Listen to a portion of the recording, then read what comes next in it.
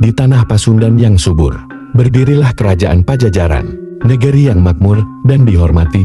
Di atas tahta, seorang raja yang gagah berani dan bijaksana memimpin. Dengan keadilan, dialah Prabu Siliwangi, penguasa yang namanya abadi dalam sejarah. Tampak Prabu Siliwangi duduk di singgasana, dikelilingi para menteri dan prajurit. Ia menerima laporan dari penasihatnya, namun kejayaan selalu diuji. Dari timur, ancaman datang. Pasukan kerajaan tetangga ingin merebut tanah Pasundan. Prabu Siliwangi menaiki kuda, memimpin pasukan. Pedangnya berkilau saat ia menghunusnya ke langit. Prajurit Pajajaran, kita berjuang bukan hanya untuk tanah ini, tetapi untuk kehormatan leluhur kita. Adegan pertempuran sengit, panah melesat, pedang beradu.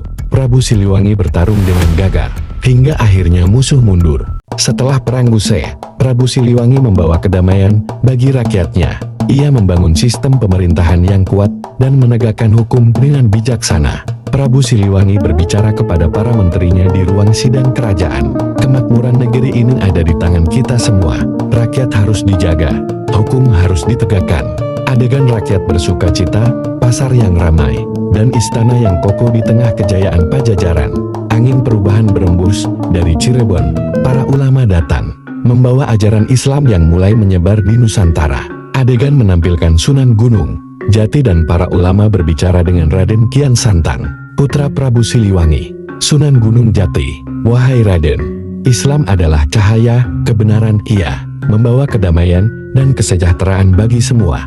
Raden Kian Santang terlihat berpikir dalam sebelum akhirnya memutuskan untuk memeluk Islam. Namun, perubahan ini membawa dilema besar bagi Prabu Siliwangi, putranya. Raden Kian Santang memeluk Islam dan menginginkan sang ayah mengikuti jejaknya. Raden Kian Santang, ayahanda, Islam membawa kebaikan. Marilah kita berserah kepada Yang Maha Esa. Prabu Siliwangi, anakku, aku menghormati keyakinanmu, tetapi aku tak bisa meninggalkan kepercayaan yang telah diwariskan leluhurku. Berakhir dengan kesudian, menunjukkan perbedaan jalan antara ayah dan anak. Tak ingin melihat perpecahan di antara rakyatnya, Prabu Siliwangi memilih jalan yang berbeda. Ia meninggalkan istana, menuju ke hutan yang suci. Prabu Siliwangi berjalan perlahan di tengah hutan. Suaranya terdengar sebagai narasi batin. Prabu Siliwangi, jika ini jalannya, biarlah aku kembali kepada alam, menjaga tanah Pasundan dari kejauhan. Kabut semakin tebal, hingga akhirnya Prabu Siliwangi menghilang. Prabu Siliwangi tidak pernah ditemukan. Ada yang mengatakan ia moksa, menghilang ke alam gaib. Ada pula yang percaya ia masih melindungi tanah Pasundan hingga kini. Rakyat yang berdoa di tempat suci mengenang pemimpin besar mereka.